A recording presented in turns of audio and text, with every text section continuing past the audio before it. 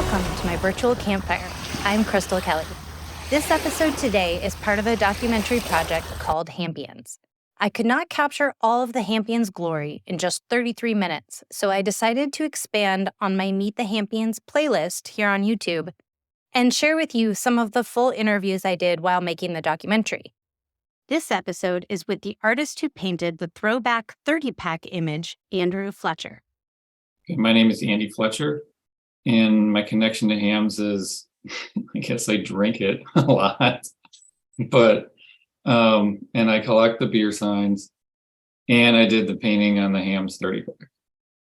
It was supposed to come out the year before, but because of aluminum can shortages or labor shortages or that kind of COVID, post-COVID related stuff.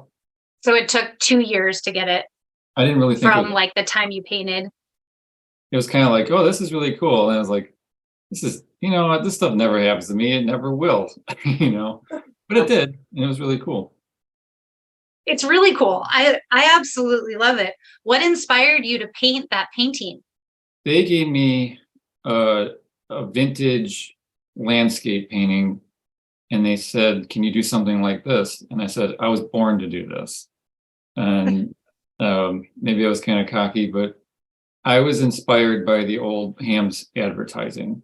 And so that painting is basically me just combining three old Hamm's beer signs from the 60s and making one scene out of it. And that was my inspiration.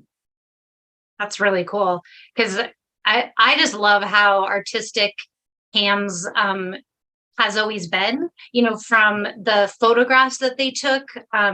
I think it was Les Blacklock that took a lot of those photos, and the scenes that they captured. It's very creative, and I think that your painting is a perfect interpretation of all of that.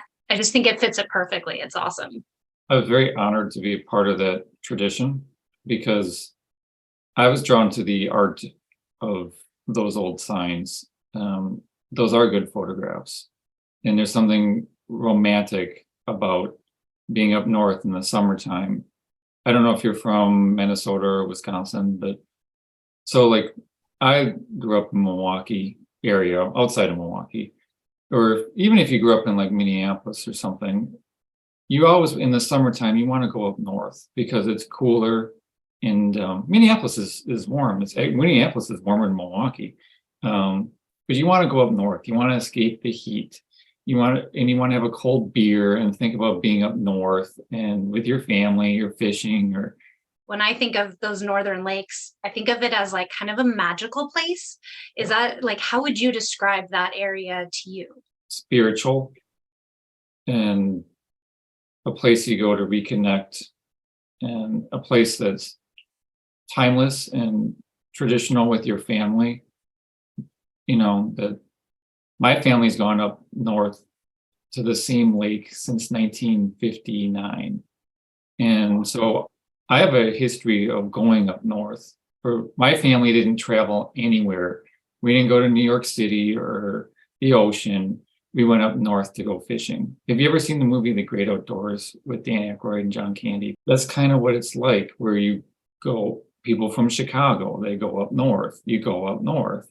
That area, especially in northern Minnesota, northern Wisconsin's like that, but even northern Minnesota is more remote. In the UP, and you get up by the Boundary Waters, they look like a lot of places that could be in Wisconsin or Minnesota or upper Michigan, or maybe even the Finger Lakes or something up in New York, upstate New York. I mean, it resonates, but that area in particular, like along Lake Superior, is just, I go up there, I try to go up there once a year, and it's always a spiritual renewal. It's a connection. I feel at home.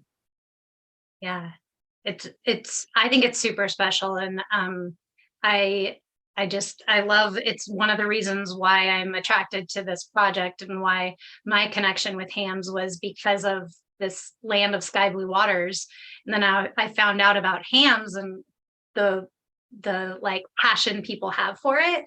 And then that kind of ignited a passion in me, like, wait, why is this so important? What does this mean to people? And so learning this and hearing these stories has been just a lot of joy for me to kind of, get a little taste of what your guys' passion is. I really, it's been pretty cool. How did you hear about or connect with the current owner of Hamm's Beer? We bought a farm in 2019, and I've always kept in touch with my high school art teacher. He's been a big inspiration in my life. And we invited him up to the farm. And of course, I have a couple old Hamm's beer signs, which I think are really cool. So he saw that and he says, "Oh, my brother's got the Hamm's account. I should text these to my brother." And I said, "Your brother's got the Hamm's account?" He's like, "Yeah, they're going to be redoing Hamm's." And I said, "Well, tell your brother not to fuck it up. I really like Hamm's." And he kind of laughed. But I've known my high school art teacher for a long time, since 1990. I can say the F word to him, The next day, then my high school art teacher calls me and he says, "Hey, my brother wants you to do something for Hamm's." He's all real excited. "He's going to call you this afternoon." I said, "Okay." So he called, and then he talked about having this vintage landscape painting, and it was not really a good painting. He said, "Can you do something like that?" And I said, "Yes." I was like, "Yes, I was born to do this." I was somebody that was not in-house. This was a design firm in Racine, Wisconsin, they did all the work for Leinenkugels. Somehow they got connected, and I don't know the story of that. They had me do beer chalice, is what it's called, the mug on the glass of the beer tip. They didn't use that one. They had one that they used and put it on top of my painting. But I do have a painting of that I did that I think looks really good. We were working on the painting, and I didn't have very long to do it because I think they had already had like 5 designs or whatever. They were going to like go through with this, and they're like, "Yeah, you have like 10 days or something to do this, or 2 weeks." It was something like that. It wasn't very long that I had to do this. So I had to I work on canvas traditionally. So I had to like make the wood stretcher bars and then stretch the canvas and then get working right away. And, that all takes time, and the glue's got to dry, all that kind of stuff. The only reason I was able to even do this was because this was in 2020, and it was like October, and all my art shows have been canceled because of COVID. And that's how I make my living. And so this was the most time I probably had in 10 years or something. So that's amazing. Timing's everything. It was very lucky, because if they would ask me to do that right now, it would be like, oh my Lord. Of course I'd try to say yeah, but so I threw myself into it. It was great because especially drinking the beer, I had to like pour Hamm's. I was drinking Hamm's, pouring it, like putting it on the table and then painting it. And then I'm like drinking Hamm's and being paid to like drink Hamm's and like draw my mug of beer. And it was awesome. But I learned quickly that the mug that is in all the Hamm stuff is not reality. Like that is not how beer looks. It's not that color.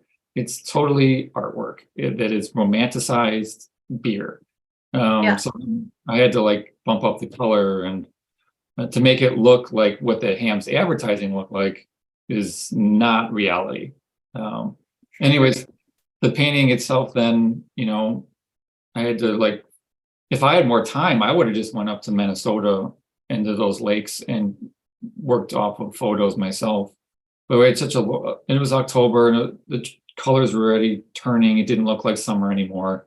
So I just went and I found image, and I have one image. One of those beer signs is mine, and the other 2 I looked up online, and I had to research it. I'm much more well versed in Hamm's beer signs now. I've had to look through them all. I actually was just realizing today, I was going through all the footage of everything I got in Medina, and I like know the names of all the signs. Like I was like, I know like just as much as a collector now. Yeah, there's people they know their stuff too. Like all the specific sizes for the glasses and all that stuff. So I I picked signs that had a look to them, or somehow I could combine, or they had given me a certain proportion that they had wanted this thing to wrap around the carton. And I did the painting, and then I had to adjust the painting because, I'm like thinking, oh, I want it to look like a vintage sign.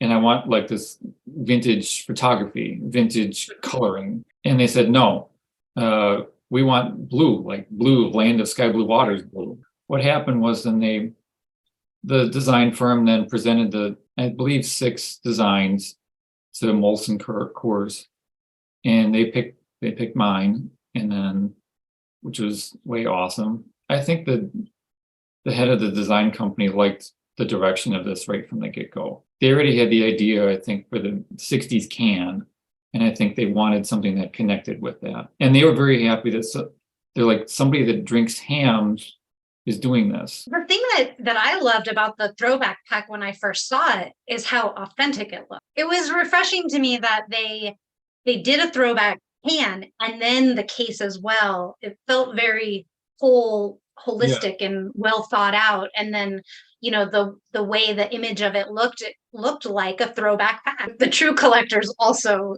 concur that it's really cool. Very honored, or it's just very bizarre this has all happened. I'm like a successful artist. I have my own thing going. This is just something totally different. But I'm somebody that I wear vintage clothes. I listen to vinyl records. I can barely set up the Zoom meeting, the right guy for that, to have that. They thought of the throwback pack until they saw my painting and the direction that I was taking it, because I think that kind of came together. I'm not sure how much I contributed to that, and how they branded that. I know we talked about it a little bit, and I have a friend that's on the Hamm's Facebook fan club, and I was talking to him about it. I'm like, you can't tell anybody about this, and so I was kind of talking to him about well, why should this be this way, or and he kept thinking about these old guys that like to drink Hamm's, and it's just a nod to them. And we couldn't say anything about it until it came out. And so he had to bottle it up for a long time. I really had to tell him, you're sworn to secrecy. You can't talk about it. Now, you as an artist are in the realm of all the other famous artists that came before you that worked on Hamm's. And so I just wanted to tell you that I think it's really special and really neat for you. I'm really happy for you that you're able to be in that world, because I know all these people are very famous artists, and now you really are one of those, which is very special. Congratulations. And I don't take it lightly. It's different because I do this. I'm a landscape painter. This is in my realm. Like how you said, authentic. That's why people are attracted to me as an artist. I'm an authentic person. My work's authentic. People emotionally respond to what I do. And this is not like that. This is cool. But when people sometimes cry in front of my paintings and tell me just crazy things like that, I just try to thank you, that's really cool. But I'm just trying to do good work, and this is different, where this is special in a different way. It's not emotional. It's not a connection it's just fun. It's been fun. It's fun. Yeah. And in a way, that is a very spiritual connection as well. People, when they see your throwback packs, I know all those guys light up when they see them. Sales of Hamm's went up 60% when they put that on there. You're just how on earth is this happening? The Chicago Tribune then came out with something that was a survey of the best beer per dollar in the entire country, and Hamm's was number 1. So people would just want to communicate these things to me. I'm represented by a really nice gallery. I have a big show. It opens on Saturday, but I travel and I do a lot of the major art festivals in the country. Although I haven't done, I have a very hard time keeping up. But I do these shows, and so the first one was like in Chicago in June. So I bring a 30 pack. I better bring the 30 pack. I better tell, people have collected me for years, or people have known me for a while. I better show people this 30 pack, and then people were just like, they were just like ecstatic for me and wanted to have a beer with me. And then other people were like, what the hell is Hamm's? It would depend on, they just didn't know what Hamm's was. And then people that knew what Hamm's were just, they would flip out, in Des Moines, I went to a bar and they had Hamm's on tap, and which is unusual to find a bar with Hamm's on tap. It was called the High Life Lounge. One half of it was all micro beers, and the other half was everything looked like the 1970s, and wood paneling, pictures of bowlers. All the beer had to be pre-1980, and they wanted me to sign a couple cases. They had the cases. They wanted me to sign them, and that was really cool. That people had wanted me to sign stuff, and fun people just talking about Hamm's with me at my shows. And so I do a show. It's like thousands and thousands of people. I mean, I'm there to work and sell paintings, but I always drink, and they're like, well, in Wisconsin and Minnesota, you drink. And Hamm's is a great summer beer, and a great beer to have at the shows like that, because then I can drink beer and it's not heavy. Kansas City was fun because Kansas City Royals, this baseball team, and their logo is the crown shape. And so now they have the crown logo. So Hamm's is more popular in Kansas City.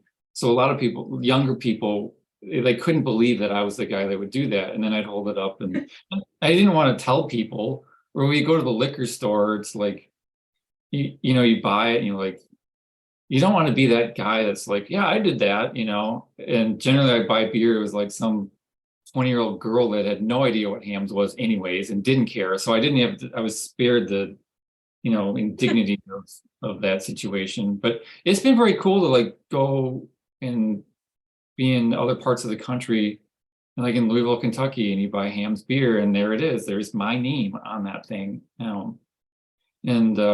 My grandma died last summer. My grandma's last name is Fletcher. And before she passed away, my grandma is my hero. And she got to see her name on the Throwback pack. And that was really cool. It was cool that she got to see her name on something all over the country. That was pretty amazing to show that to my grandma. That was one of it's a private moment, but that was one of my favorite moments of the whole thing so far.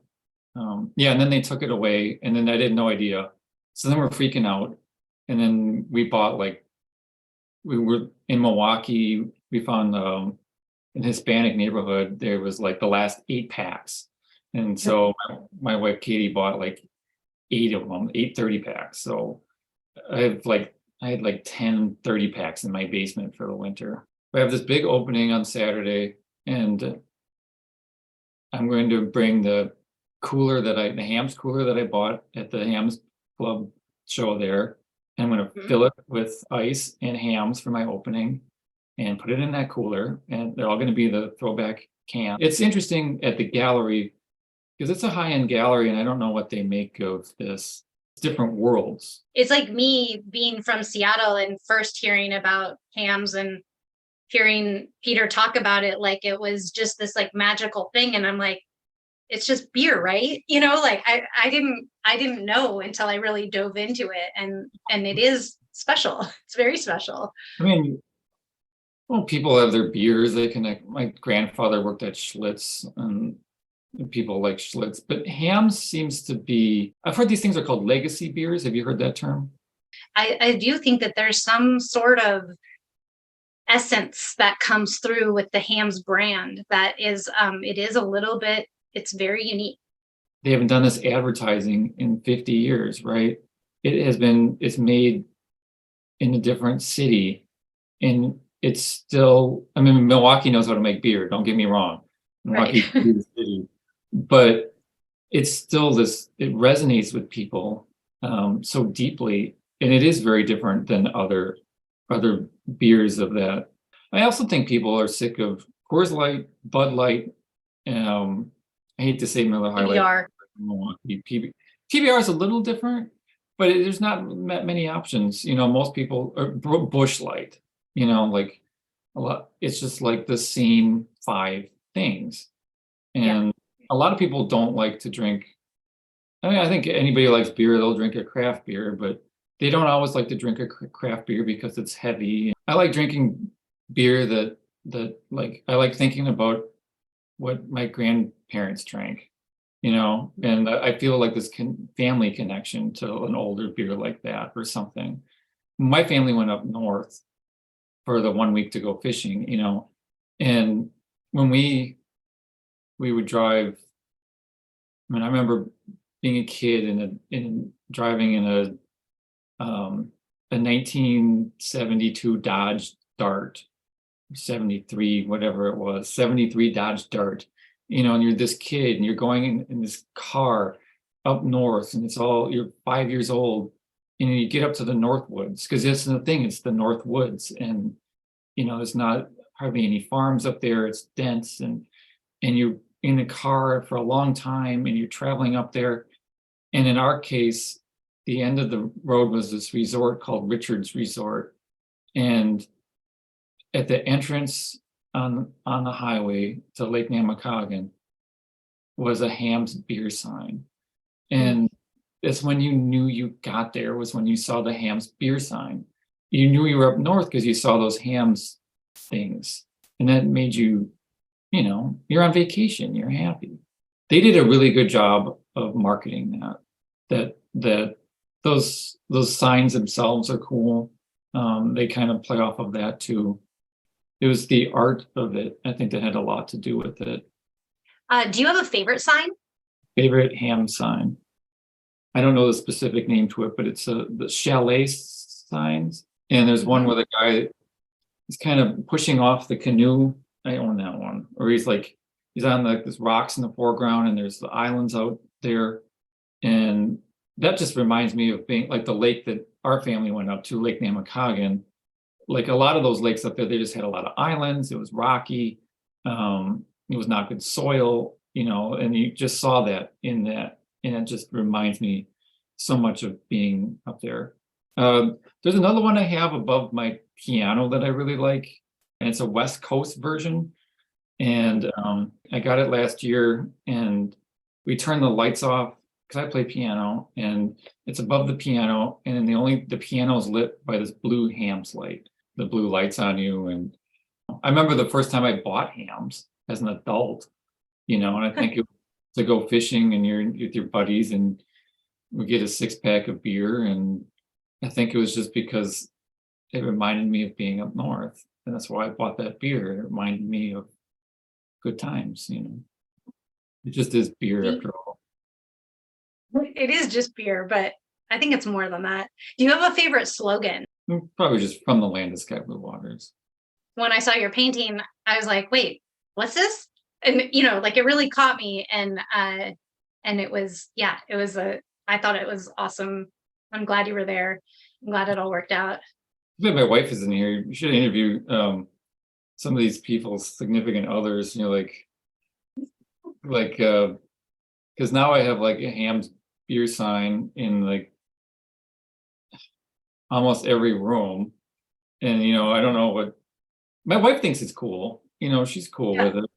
I mean, she's a professional artist. She's a well-known person that if she wasn't cool with it, she'd let me know. But it's nothing. She would never, ever collect anything like that, ever. Yeah.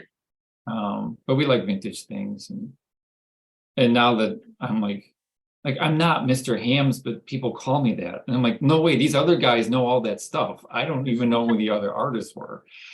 It's definitely a guy thing. Yeah, so I was kind of confused while you were there. So I'm like, you don't fit the stereotype here. No, I don't. I love hearing people's stories. I like to document synchronistic events. I mean, I really, my podcast is called A Virtual Campfire.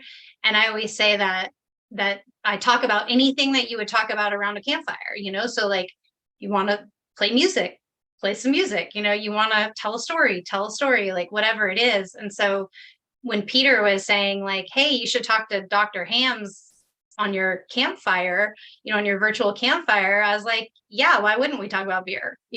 Like everyone drinks a beer around a campfire, so even though I don't kind of seem like I fit the mold, it definitely was a story that I just was immediately attracted to, and also the synchronicity of it was that the week that I interviewed Dr. Hamm's was the week that the Throwback pack and the can was debuted. And so I was like, wait, this is kind of a big deal. Like it just is happening now. And so that whole like now thing just really sparked me to want to do this project. And it's silly. It's like when people ask me, oh, what documentary are you working on now? I'm like, Hamm's beer. People are like, what? And but I think that once they see the story and how it unfolds, I think everyone will be just as enamored by it as I am. I drank so much Hamm's this past summer. It's like, I will say there's nothing better than a cold beer on a hot day when you're working. And Hamm's is like number one in my world. So I'm on the road then. And then, so I have a booth, it's set up, and I always have a cooler of beer. And so clients or people I know, I have a beer for them. And like some people just like Hamm's, oh, disgusting, that is gross. And like, so then in my mind, you're just like, yeah, you suck, like, you're down a notch now. When you said that you were talking to Dr. Hamm's when it came out, like I was kind of, I kind of didn't know it was coming out, because it was supposed to come out over a year before that. I didn't know how it was going to go. I didn't know if people would like it, and so then it came out like my buddy saw it in La Crosse, and then people were like, but in like La Crosse, Wisconsin, which is down the river from Minneapolis on the Mississippi River. And so then it came out in like 12 packs first. I didn't see it at first, and then people were sending me pictures of it. And I really had no idea if people were going to like it, or I didn't.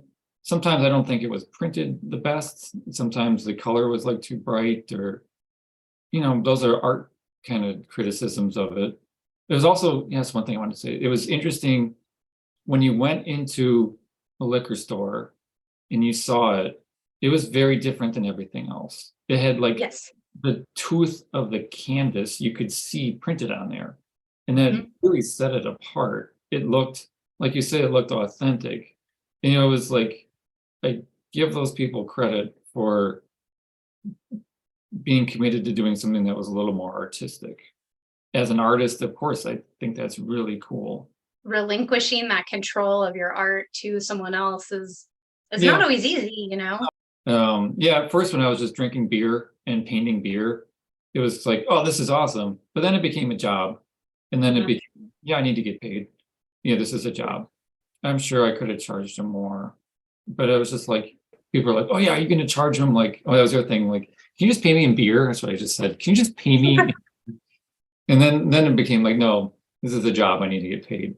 And then it was like, no, I didn't feel like it was, because you're like, oh, it's Molson Coors or whatever. It's a big thing. Like, just make them pay a lot of money. And you're like, no, this is an honor.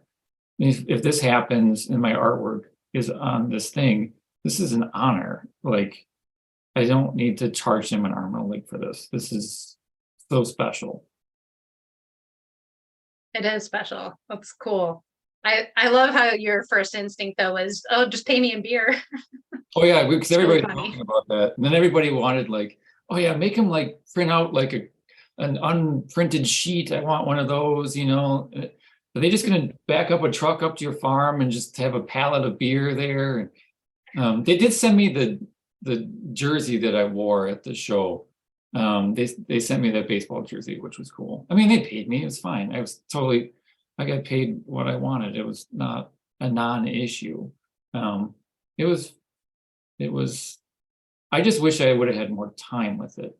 I think the only reason it happened was because my art teacher walked into this house, saw those Hamm's beer signs, and they connected that with somebody who drinks Hamm's. And and it wasn't their first connection. I don't know how happy some of those people that probably work in that design firm are because it ended up going to somebody that was not in-house. It wasn't one of their Right. artists. I mean, the artists, the graphic artists, the graphic designers that put it together, but I mean, whatever worked for me. Well, it's like the difference between corporate art or authentic art, and it seems to me like Hamm's historically was more on the creative side and less on the corporate side. Yeah, I taught drawing at Winona State University in Winona in Minnesota for a few years, and yeah, that Minnesota nice thing is a thing. You know, I think people like me as an artist, I'm drawn to some of those older things, and Hamm's did a really good job of it. It wasn't done on a computer; it was done Mhm. by artists. And I'm not saying that everybody who does everything on a computer is not an artist, but these things were done by people that when you looked at it, they knew how to draw. And that's a kind of a there are people that know how to draw, but people were much more well versed in drawing back then. These are people that understood color and color relationships. And when you look at that old advertising, some of them is god awful ugly and not any better than any stuff today. But a lot of it, there's more craft to it. And I think that's partly why I'm drawn to that, is the craft of it and the power of color, or the just script, or just even like just a certain letter and a font or something that nowadays would never happen. It just feels more organic. It feels more human. It just has a more feeling to it. It's more emotional. There's more of a connection to it. It's not the ugly signage that we all are overwhelmed with in today's world. And I wonder if I walk back into 1950 or whatever, that if I would have been repulsed because it was everywhere and ubiquitous. But I think there is something about that when you go to these auctions or people that collect stuff, generally, it all ends in like the 70s or the 80s, and then everything is on a computer and it doesn't look the same. And the stuff, and that's maybe sometimes that's fine, but generally the stuff that people want is the stuff that predates that. And I think it's because of the art of it. You're supposed to be in it, and your story is supposed to be told. So I think it's Yeah, cool. don't put me in there too much, because these other guys are far more serious than I am. Yeah. I mean, really, the focus is on Hamm's beer, but it's all about the people, really. Thanks again for your time and Yeah, for getting through the technology. I appreciate that. not a big deal. I should know these things. All right. Awesome. Enjoy the rest of your day. Yep. Thank you. Good luck with everything. Okay, cool. Thanks. Bye.